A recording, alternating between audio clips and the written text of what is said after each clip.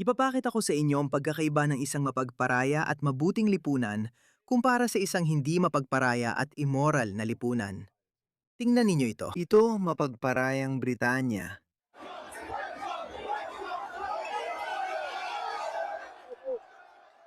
Running away. Embarrassing. Wala ni Andy Burnham, Keir Starmer, o kahit sino sa mga woke brigade na mahilig mag-lecture tungkol sa pagpaparaya ang nagsabi ng kahit ano tungkol dito. Pinalayas nila ang Met Police. Ito ay sa London. At kailan ito nangyari? Pagkatapos patalsikin ng Pransya ang Morocco sa FIFA World Cup. Walang kinalaman ng Britanya dito.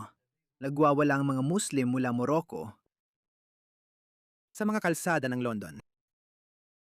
Sige, yan ang London na mapagparaya, di ba? Ngayon, ipapakita ko ang hindi mapagparayang Poland. Tingnan mo to. Tignan mo to. Hindi ba't maganda yan? Tignan mo yan. Wala. Tingnan mo mga babaeng nakakanlura ng damit, malayang manamit, walang nanghaharas, at nagpapatuloy lang sa kanilang mga gawain.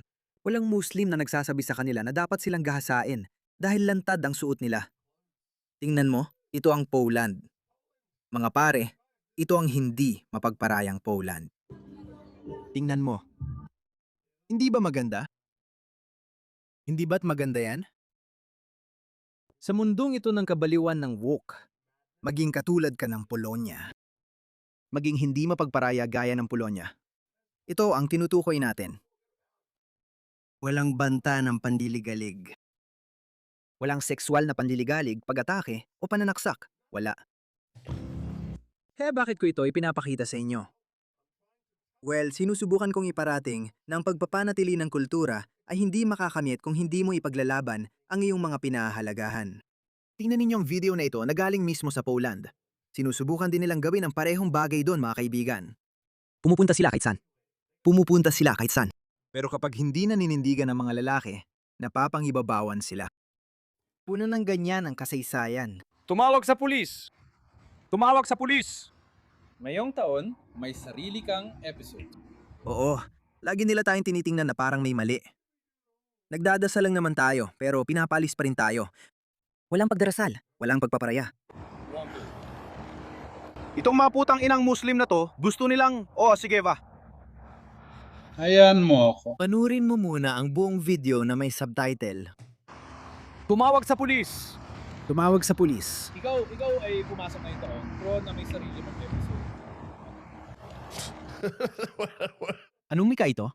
Akala ko Polish, pero hindi pala. Sinusubukan nilang magsalita ng Ingles. Sinusubukan nilang mag-Ingles, pero walang katuturan. Sana maintindihan ng mga subtitles na ito. Kurva. Sige. Siya nga putang ina may oo at ruso pang bakla. Hindi. Hindi tayo putang ina mag-uusap dito. Hindi. Hindi tayo, putang ina. Mag-uusap dito. Hindi. Sa putangin ng lugar na to. Oo.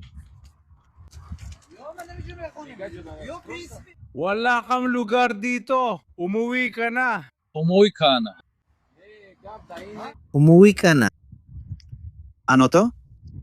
Hindi, galing ito sa Poland mga pare. Galing sa Poland ang video na to. Isang Polish na lalaking nagsabi sa mga Muslim na nagdadasal sa publiko. Sa ibabaw ng bangkay ko muna, bago ko kayo payagang magdasal dito. Bisita lang kayo. Tama yan. Mga bisitang sobra na ang pananatili. Pauwiin na sila. Kung hindi nyo sila pauwiin, ito ang mangyayari sa inyo mga pare. Huwag kayong magpaloko.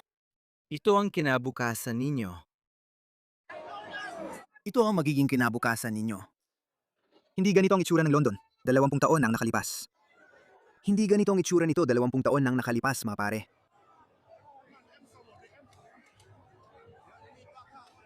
Lumala lang talaga ito nitong nakaraang 20 taon o isang henerasyon. Tingnan nyo, hindi rin naiibang Paris. Ito ang Paris.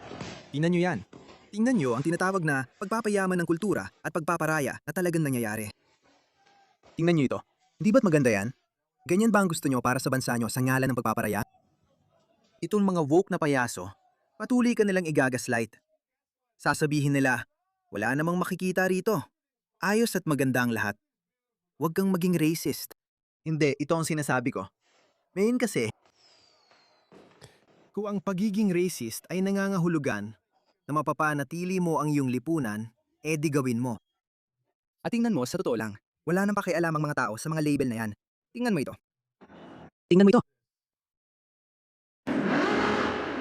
Tingnan mo itong mahina na pulis.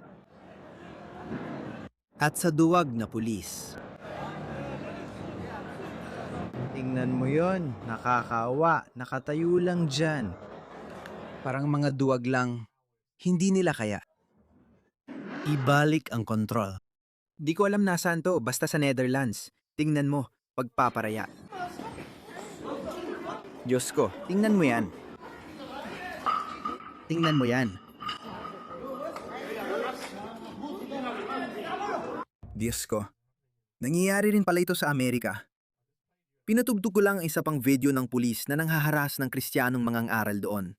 Sabi ko, ano ba to? Kaya ang sinasabi ng pulis na yon, ang asal mo, ang pananalita mo, ay nakaka-offend. Bibigyan kita ng tiket. Tinikitan siya at sinabi ng pulis na asal niya ang kanyang pananalita. Gusto nila umalis ka sa kwarto. Pasensya na. Gusto nila umalis ka sa kwarto. Iti-trespassin niyo ba ako? Pwede bang makuha ko yan na nakasulat? Hindi. Hindi namin kailangang ibigay yun. Gusto ko po sana yan ng nakasulat. Hindi namin kailangang ibigay yun. Kung iti-trespass niyo ako ayon sa batas, gusto ko po yan ng nakasulat. Ayon sa batas, hindi namin kailangang ibigay ang impormasyon niya. Sigurado ka ba? Ooh. Talagang sigurado ka ba? Nasa kalsada siya, hindi ba? Ang publikong pagpapatupad ng batas ng Fort Wayne Police Department, feelings police ng komunidad ng Islam ng Indiana. Trespassing dahil nagre-record sa publiko. Oo, Siguraduhin mo, gusto ko yan na nakasulat. nasa labas siya sa kalsada. Gusto ko po ng supervisor, sir. Hindi darating ang supervisor. Gusto ko ng supervisor. Supervisor. Darating ang supervisor o pupunta ako sa Calhoun para kausapin siya. Pero dito lang ako. Pinapaalis ba ako dahil sa bantang pag-aresto? Kung hindi ako umalis, arestuhin ako. Tama? Oo.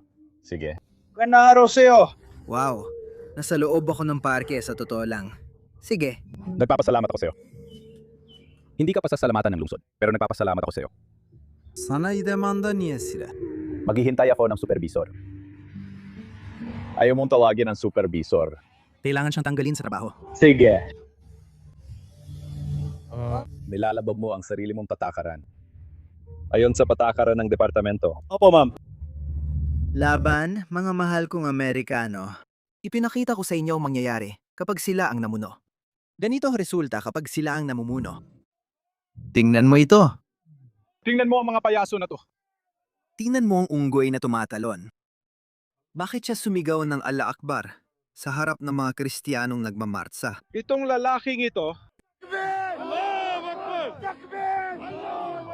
Nahatulang terorista ang lalaking ito.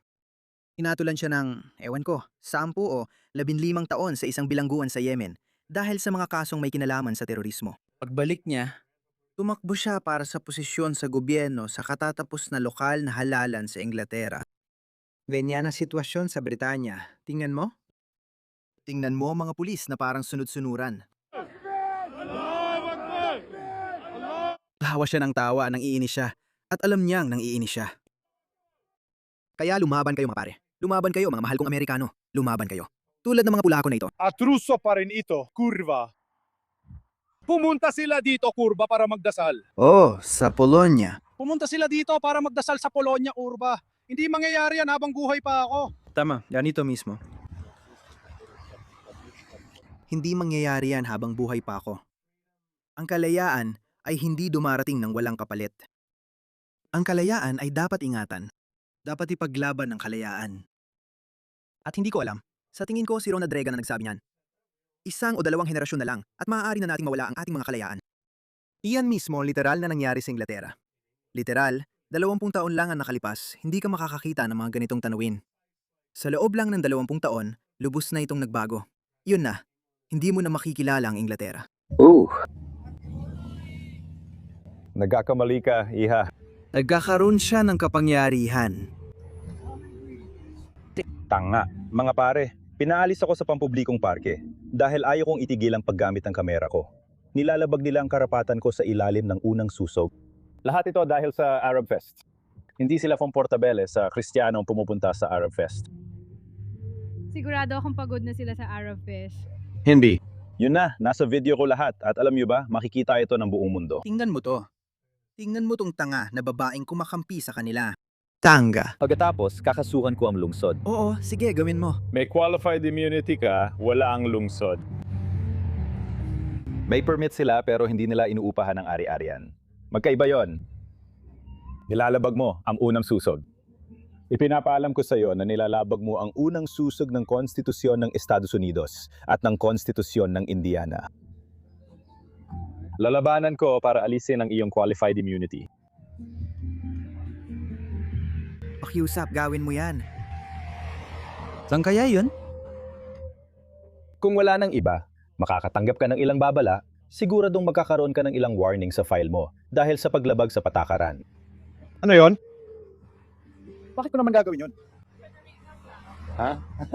hindi mo naiintindihan kung paano gumagana yon. Una. Kailangan mo munang bigyan ako ng babala tungkol sa trespassing. Oo, sinabi ko na yan sa'yo kanina. At lumabas naman ako.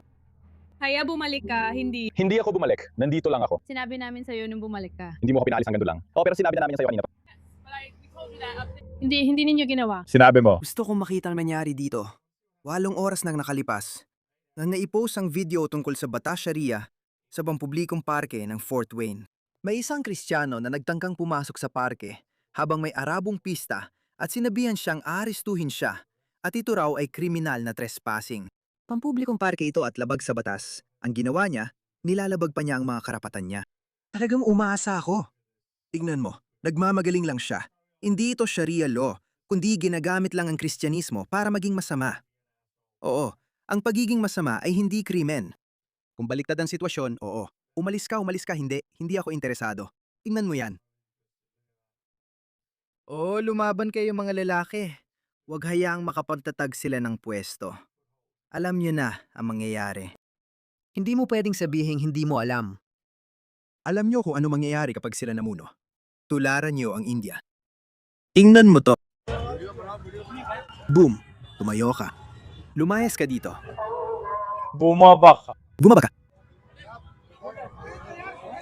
Pagkatapos, pinagtilungan ng mga Muslim ang pulis. Hindi ko alam. Ganyan dapat. Palayasin mo sila.